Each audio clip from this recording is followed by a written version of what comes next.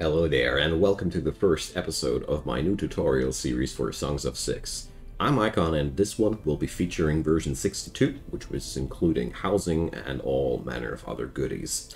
So, this is a full-on beginner series. This means I'm going to give you everything right from the beginning to the end to build up nice and big cities. This series will build the city up to the range of 1,000 or 2,000 people, where we will be able to access practically everything the game has in store for us right as of yet. Because Songs of SYX is still early access, there's still constantly new versions popping up. I already did a tutorial series for the former version.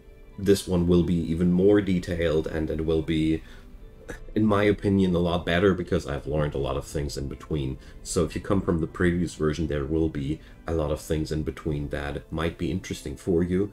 The most important changes, the housing, I will cover in the first 2 or 3 episodes, so if you just want to refresh your knowledge about what has changed, the first couple of episodes will do the trick for you.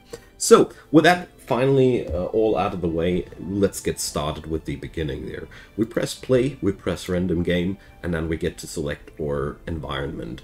So, the land size here is only depicting how large the world will be, not how large your city tile will be, as far as I know at least. And the other meters here, we're not going to fidget around too much with that. It's just a ways and means to make a more tropical or a more cold world, and how much raids will happen, and whether or not you want a pre-fabricated world map. So this is classic great. This is UK, this is Europe, and you know. We're going to go for the full random map, and we're going to go with the starting race of the Crotonians. I personally think they are a great choice for starters, because they are quite forgiving, they're not too demanding, and they're quite easy to please. So, next screen is now a bigger thing. That's where we get to select where our city will be at. I'm not going to pick any titles, that's basically achievements giving you bonuses for the next run. Not a thing here. This is a beginner series. I don't want to distort the gaming experience at all. So before I get into the capital placement thing, a quick pointer to the description box. There's a couple of links to Patreon, PayPal, and Buy Me a Coffee that I'd like to point out, because I'm a free content creator. Everything I do is for free, staying for free, and therefore I can really use all the help that I can get. And a big thanks to all the supporters out there. You are truly amazing. Alright, the capital placement. There is a lot of area here, and you see wherever you put your cursor, a lot of boxes show up, and it's a little bit overwhelming, I admit. So first things first, the gray dotted lines here depict different provinces. Your city will sit inside a province, and at some point take control over that province. That's what we're going to do. Therefore, we see the taxes. That's going to be the stuff that people will give ultimately to us. And all the other meters are informations about the current tile, the blue boxes you see here. So the other numbers are all informations about what's inside these 9 blue boxes. So what are we looking for? My personal approach here is I'm always looking for some area which has a nice mixture of food in the taxes. So we're looking for something like, well, you're new to this, all these icons won't make much sense to you, but I'm doing my best to translate as quick as possible. And if you want to play along, something like this is looking nice. We have fruit, we have vegetable, we have grain, we have different livestocks in decent amounts. Yeah, this is pretty okay. So if you are insecure, just look out for these. That red apple thing is food. That green vegetable icon is food, and the fish icon goes without saying. Those animal icons, everything like that is quite useful, because food never grows out of fashion, so to say, because your city is going to be growing at all times, and while other materials that you can demand from the provinces might grow a little bit less interesting, like wood or stone or such, because you can't create them at your own tile as much as you need, food never grows old unless it spoils. So jokes aside, this is a good tile. We're going to pick that. So now where to settle. The first thing that I always like to keep an eye out for is the amount of fertility. So everything between 80 and 90% is totally okay. This means you'll have a lot of very fertile soil on your tile. Also try to find an area which has some forests on it. Makes wood a lot more accessible. I personally like to settle down where the river is close to the mountain, and there you see the area with the deposits. That's the next big thing. So technically, well, the black glittery stuff, that's coal. The gray glittery stuff below that, that's iron ore. The gray blocks are stone. And on the other side, that was the right column, the left column, the brown blob there is clay. The symbol below are gems. I think that's really easily understandable. And the other thing is Scythalon, which is basically, well, this world's mithril. Let's just call it mithril for the sake of the easiness. It's just like that, a very, very rare and precious metal. So this tile doesn't provide two big deposits in any way. If you look there, check this out, there and there. So you will rarely find a tile which provides everything in amazing amounts. This is already pretty solid. You can of course look around and look for something better, but this is my personal set of preferences. It has a fertility almost at 80%, well, it's not ideal. It has a decent coal deposit, it has ore, it has stone, and it even has gemstone and Scythalon. So let's take that, click there, and here we get now a readout about all these things. You see, we also get a bit of a penalty for cotton farming and some other things here, but that's not that important. Okay, so this is where we're settling down our first city. Generating the map now, and now we get to see what we're going to play with. Hopefully in a sec. All right, so this is our tile, and you notice it's the same curvature of the river. It's the same mountain ranges, there's the woods, so the game really, really did well there. And the coolest thing there is you can press that regenerate button. In case you didn't like your map as it was served. And then you can change a little bit of the distribution there. So, give you another shot. A little bit hard to see the differences at the first glance. But this way you can basically re-roll the map. You see, this time that bit of mountain is somewhere else, and the basic shape of the map will always stay the same, but you can shift the details around a bit here. See, now this part of the mountain is smaller, but this part of the mountain goes deeper in. So this way you can re-roll the map until you like what you see there. So we're going to settle down in... Where are we going to settle down? So first off, I want to explain what we're seeing here. I want to re-roll that one more time, forgive me. That mountain there is a little bit too much inside my settling zone. So this way you can adapt your map a little bit better. So this is way more like it. Here we're going to settle down there, and you also might have noticed all the mineral deposits are shifting and changing. So we're going to start our city here. The red lines are mineral deposits. The green lines are food deposits, so to say, where you can find wild food. You can zoom on in, and then you can hold down the right mouse button, and then you see this is a stone deposit. This is an iron ore deposit, and this way you can identify them bit by bit. So altogether, the game has a tendency to shuffle the ores to the border of the map, and therefore it's a rare occurrence that you have your minerals where you really want them. This is okay enough. We're going to start on out here and develop the city down here, or we're going to do some mining ops somewhere around there. This is going to be okay. All in all, this tile is a little bit problematic because it has darn much mountain, so you might want to reroll that, but for my purposes it's great.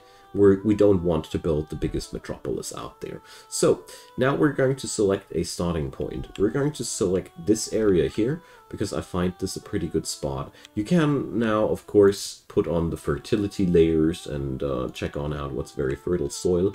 The brighter cyan, the more fertile it is. But there is a very easy rule of thumb there. Fertility is most of the time very high, where you have free spaces and a little bit of a mountain, of a little bit of a river area. So basically, the majority of this tile is extremely fertile. That's why I selected it. So it doesn't really matter where we get started here. I will, though, go a little bit more like here. Yeah, just to make it easier later to connect that to the to connect those parts. So we've placed down now our throne area. So this is where our seat of power is residing at. Here we now have a lot of different things. Over here, that's all the stuff our city possesses. Over here we have all the people living in the city. The number here is the current people. Below there is the amount of people that are willing to move towards us. So it ain't much. We officially don't own anything. That's not entirely true. This stuff here, there's some stone, there's some wood, there's some livestock, fruit, clothes, and rations. So we will last with that for a while. The thing is just the game does not see anything in your possession which is not in a warehouse. So that's going to be the first thing we're going to do. We're going to build ourselves a warehouse. I'm going to explain all the other things here on the screen when the time comes for it.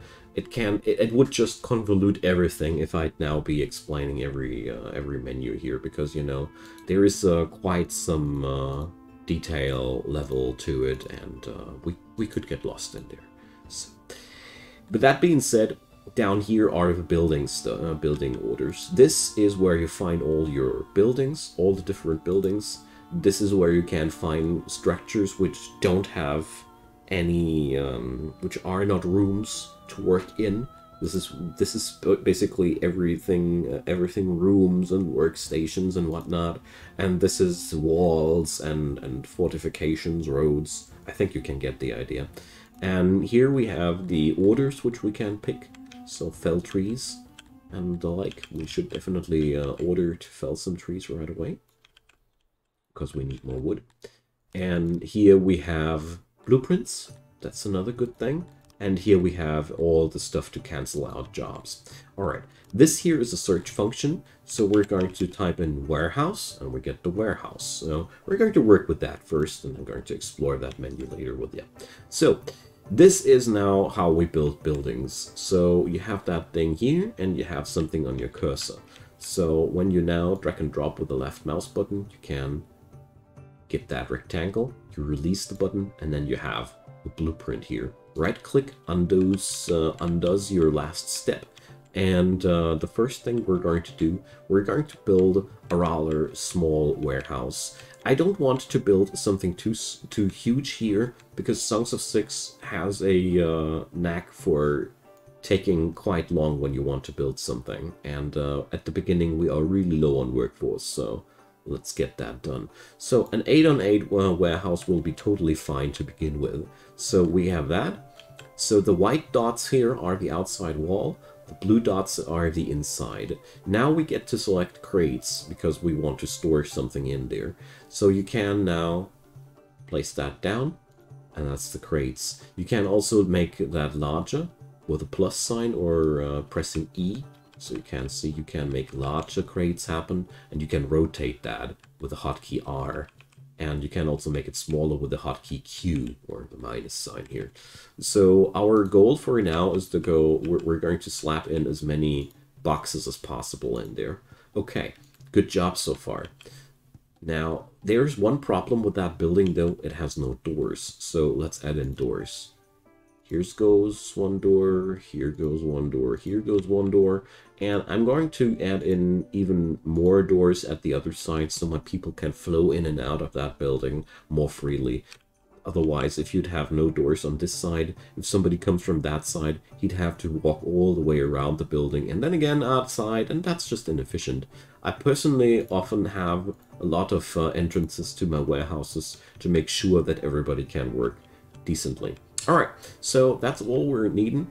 It's pretty okay. So we're pressing the check mark here, and that's for now all we need to know.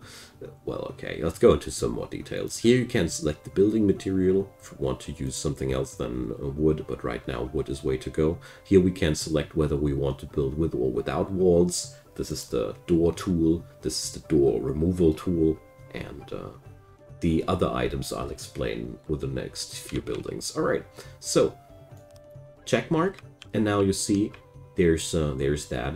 Up here we have the speed, accessible by 1 for pause, 2, 3, 4, and if you press 4 a second time while it's highlighted, you are going to speed up the game to a entirely new level, and that's 250 times speed.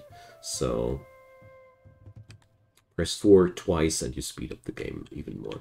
Now you see those cyan dots, that's the jobs that our people are doing, and they're chopping down the wood. Up here, you see that hammer icon. That's my current workforce. That's all the people I got that are not bound to any certain workstation or so. So right now we're chopping up a lot of extra wood here. It's lying around there. And as you see there, you cannot really give a order of things for your people. You can, though, remove the jobs if you see that your dudes are doing the wrong things, but prioritizing jobs is not something the game is really good at. So you have to build smart, or don't convolute your construction orders. So you see now the outer structure has been built. Now they're doing the inner structure, carrying all the building materials inside that they require, and then they finish out that warehouse, and that's our first bigger structure done. Okay, so we have now a place where we can store our stuff at.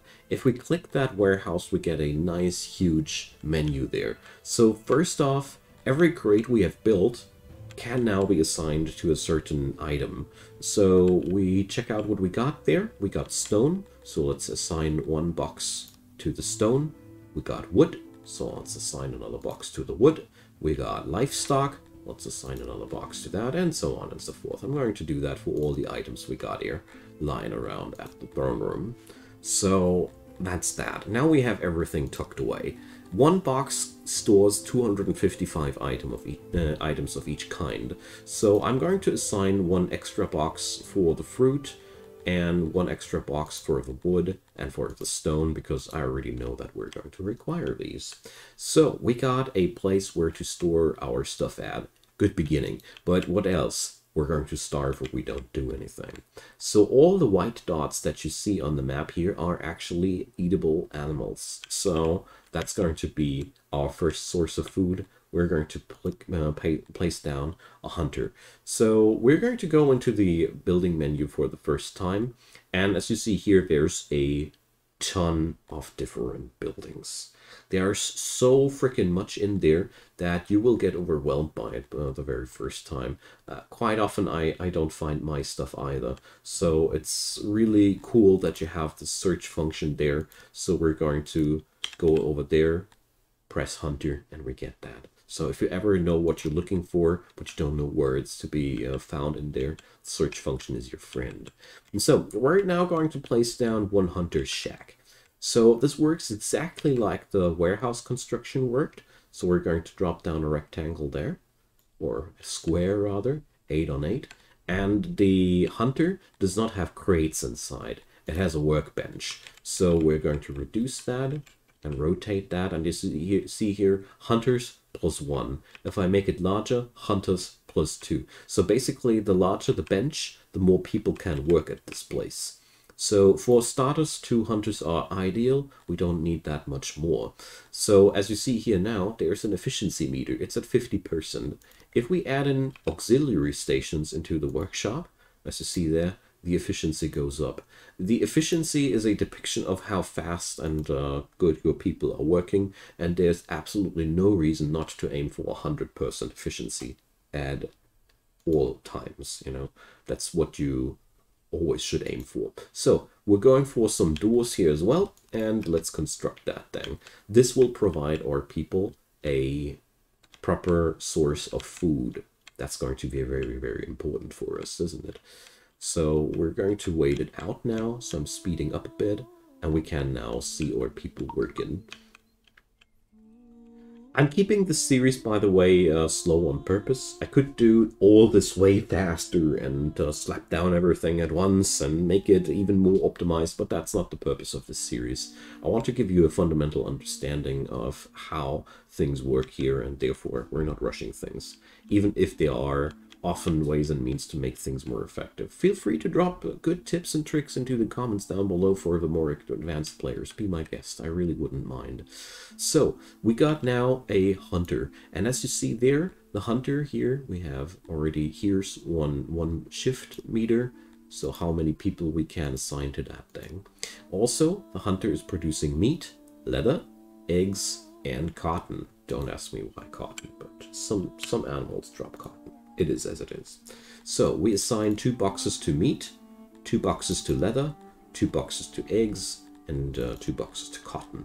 This way, all the products that are being made at the hunters have a place to be stored at. So we're going to be good with that. Now, after that's being done, our people will go on there and produce food for the place. Awesome, isn't it? So up here we see another problem there. There's this yellow thing. We have homeless people, you know, everybody needs a house to live at. So let's take care of that as well. So here, housing is the thing down here. So here you can place down chambers, that's for nobility, and homes. That's what we're going to require. Homes come in different sizes. There's the apartment, that's the smallest unit of housing. It has the most privacy and everybody loves it the most. You have houses, they have 75% privacy. There's dormitories with 50% privacy, and longhouses, they come with no privacy at all.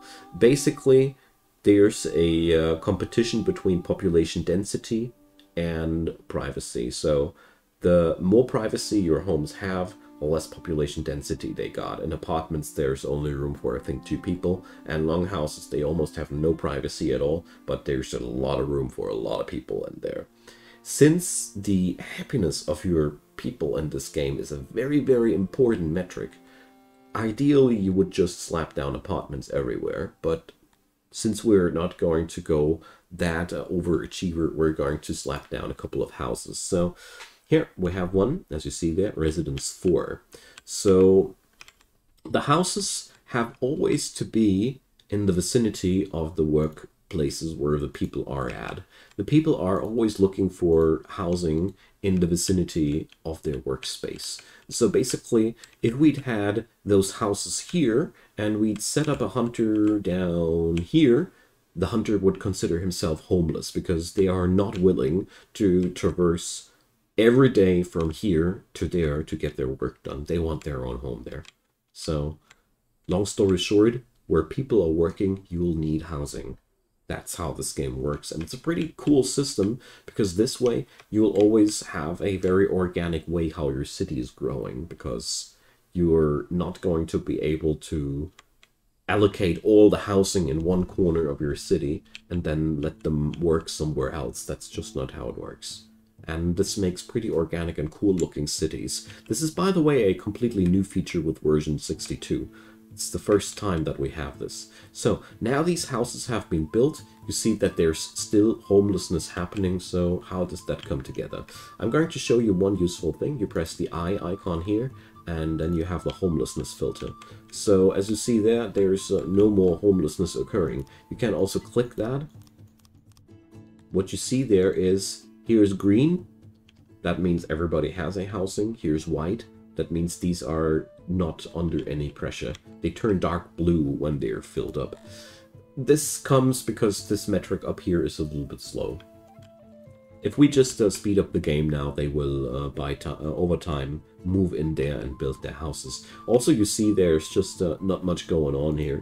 These houses are very, very bare bones. That's because you only designate a spot where they are allowed to live at. they will need building materials to make themselves cozy. I'm going to show you over the course of the series how to make these places look like cool living spots, but for now we have other problems on our mind. We have now set up a hunter. This place will churn out really nice amounts of food as long as there's game. That's the downside. The game will ultimately run out because that's just how it is. So we'll have to work for a future after that. If you hold down the right mouse button, you notice that all manner of different icons pop up. So these are wild growing deposits, so to say. So here we can harvest wild growing fruit, here we can harvest wild growing cotton, and so on and so forth. So since we want a long-lasting source of food for our city, we're going to set up our first long-lasting form of food income, and that's farm. So let's set up our agriculture, and we want a fruit farm. So farms, they work very similar like the buildings, just less complicated. So we're going to set on up our first farm. Let's set it up over here, why not? And we're going to make it really, really big. Wait a sec. Oh, well. We went into the wrong direction, so let's make it like that. So, really, really big farm. There we go. So I'm going here as large as possible. This is because farms are really well kept like that. As you see there, we now need a lot of material to start that farm, but it really doesn't matter too much. That one hunter is able to feed the city for a darn long time. So we can now set up a farm which will be compatible also for the late game. Small farms are something I really don't like to recommend, because here you see, whoa, 28 farmers, we never get that done in the early game, but there is no point where you have to run this with 28 farmers. You can't just put in 4 farmers there and let them cultivate only a part of that. So Songs of SYX is a game where most of the time the motto is bigger is better, because there's almost never a reason not to go for that, unless you need that building really, really soon. So the next thing we gotta do is harvest by wild edibles. Now we drag and drop a huge rectangle over there. And what happens now, we have a blue marker there, but you see those exclamation marks. That means at the current time of the year, this stuff ain't around there. But as soon as it is around, our people will pluck that and use that to build the farm. In the meantime, what our dudes are doing is they're clearing out the area so we get that farm done one day. So we could use more workers, don't we? So you see here there's a +2 below the Crotonians, so that's 10 Crotonians right now, and 2 more would be willing to get on over here. So we double click that, and now you see the green meter took a dent. That's because we have taken up immigrants, and for some reason people don't like that. And but what's important is we have now more workers, and that's what actually matters. So we can now fast forward here on real things. So I pressed 4 twice to make that happen, and now we can watch our dudes wheeze around and prepare that area.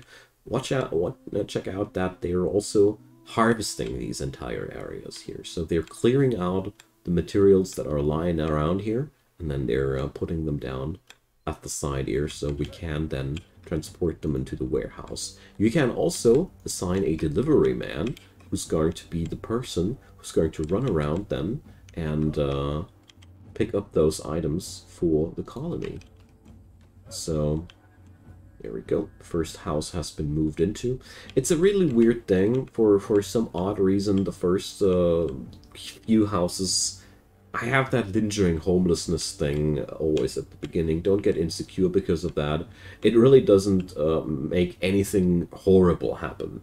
It has a negative impact on the happiness of your people, but as long as that green bar here is not below like 2/3, 50%, there's really nothing to worry about. This is a totally nice looking happiness bar, and therefore we don't need to worry about anything. So our warehouse person here is on a 100% workload, so he's not getting by with the work. Also, look at these grizzly things, so that's degradation. So we're going to work against that by placing down a janitor. A janitor is a place where we are repairing all the stuff that's going to be repaired in our city.